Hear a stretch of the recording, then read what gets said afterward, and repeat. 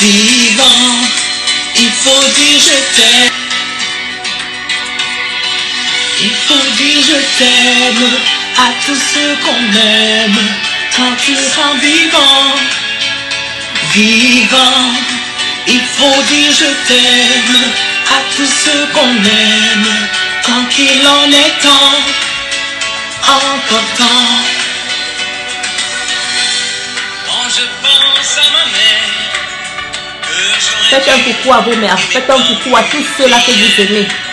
On est parfois on se laisse parfois très occupé par les activités quotidiennes, le travail, les parents, je sais, c'est pas facile, mais parfois il est important de trouver du temps pour dire je t'aime à un parent, à votre mère, à un papa, à un frère, à une soeur que vous n'avez pas écouté depuis longtemps. C'est ma mère qui m'a envoyé ce chant merveilleux et elle a fait, elle a envoyé, je dis après que, je sais pas, ça faisait peut-être 2 mois qu'on n'avait pas causé. Et elle a envoyé ça dans mon WhatsApp, ça m'a particulièrement touchée. Et véritablement, je l'ai écrit, je l'ai appelé. Et ça fait vraiment plaisir, n'est-ce pas, de rester en connexion, en contact avec les gens vraiment qui nous sont chers. Donc, n'hésitez pas. Il faut dire je t'aime à toutes ces personnes que nous avons à cœur pendant qu'elles sont encore vivantes et pendant que nous en avons encore l'occasion. D'accord? Voilà, donc pour la vidéo d'aujourd'hui. Salut, j'espère que vous allez bien. Il y a quelqu'un qui se plaignait quelques jours de ce que elle n'arrive pas à trouver le boulot, quel que soit ce qu'elle fait. Elle a pourtant les compétences. Elle a les compétences requises pour accomplir le boulot. Elle a ce qu'il faut. Et moi, je peux témoigner qu'elle a ces compétences-là. Elle est très intelligente. Elle sait ce qu'il faut faire. Je sais que si elle va à un entretien d'embauche et qu'elle est embauchée, je sais qu'elle fera ses preuves.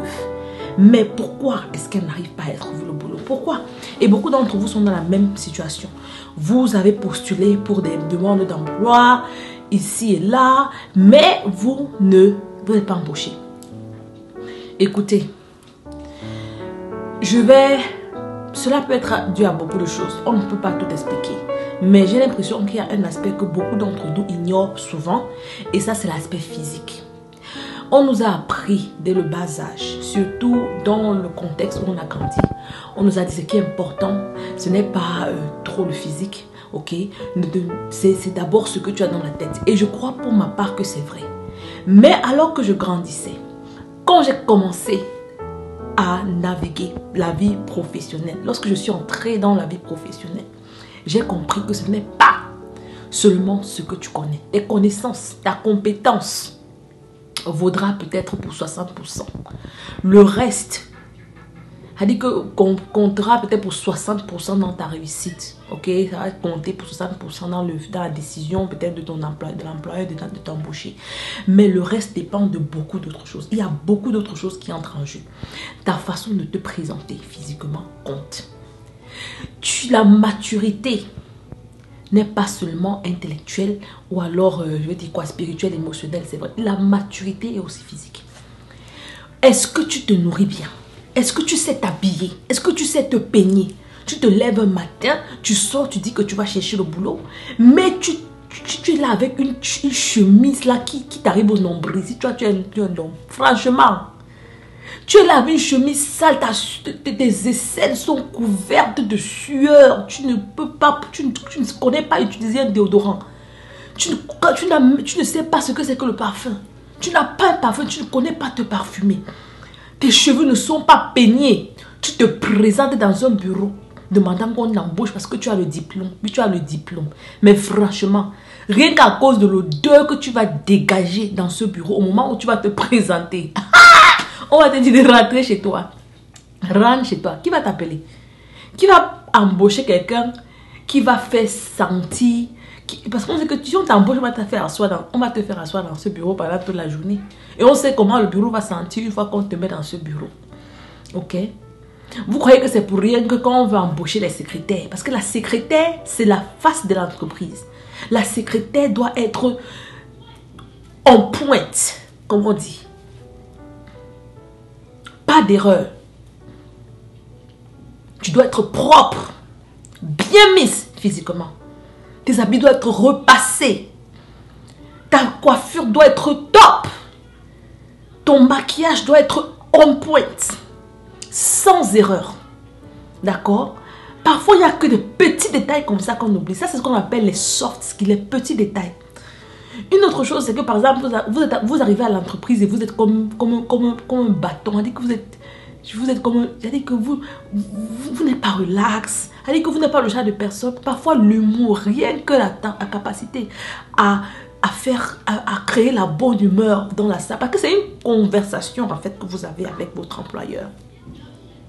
Et dans la conversation, c'est vrai, vous avez l'opportunité de présenter vos compétences, de présenter votre parcours académique, parler de votre passé professionnel, votre expérience dans le domaine, mais aussi profiter de l'occasion pour montrer que vous êtes quelqu'un d'intéressant. Je vous dis, c'est pas tout le monde qui a ce don d'être, parce que l'humeur, je crois particulièrement que c'est quelque chose dont on est, c'est naturel, à dire qu'on est avec. Okay. Mais parfois, essayez un peu d'être, allez que rendez, ne soyez pas trop, ne vous fermez pas dans une boîte. Quand on t'a posé une question sur telle chose, tu restes fixé sur cette question. Allez que essayez un peu d'être humain, faites des choses, soyez vous-même, créez la bonne humeur, même pendant l'entretien. Aujourd'hui, c'est ça qui compte. Il y a des gens qui ne connaissent pas, qui n'ont pas autant de compétences que vous, mais parce qu'elles ont appris cette manie.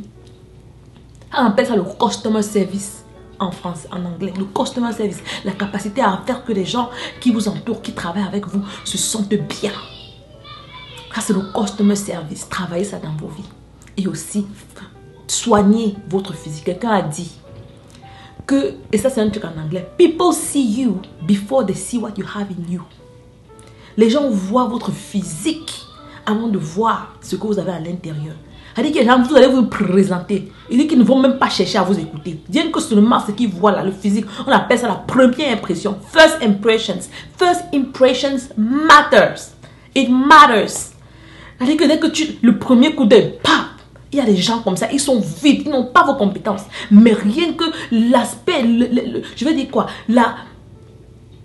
l'impression, la première impression qu'ils donne envie aux personnes de vouloir en savoir plus. Oh là là, moi je vais avoir une conversation avec ce monsieur. Il me paraît intéressant. Et bien très souvent aussi malheureusement, on commence la conversation, on se rend compte que la personne est un tonneau vide. D'accord? Donc, c'est juste pour, je veux dire quoi, j'espère que je suis assez clair sur j'ai été clair sur ce point-là. Donc, s'il y a quelque chose à retenir ici, c'est que véritablement, ne restez pas focalisé seulement sur vos compétences, ce que vous avez à l'intérieur. Ce que vous avez à l'intérieur est très important, je dirais même que c'est primordial, mais aussi, sachez que pour que les gens puissent s'intéresser à ce qu'il y a à l'intérieur, il faut d'abord qu'ils s'intéressent à ce qu'ils voient à l'extérieur. D'accord? Et donc, voilà pour cette vidéo, j'espère que vous avez aimé. Si c'est le cas, partagez avec vos amis, laissez des commentaires dans la boîte à description et je vous dis à très bientôt pour une autre vidéo ici même sur Brenda Natural. Sur ce, portez-vous bien. Bye!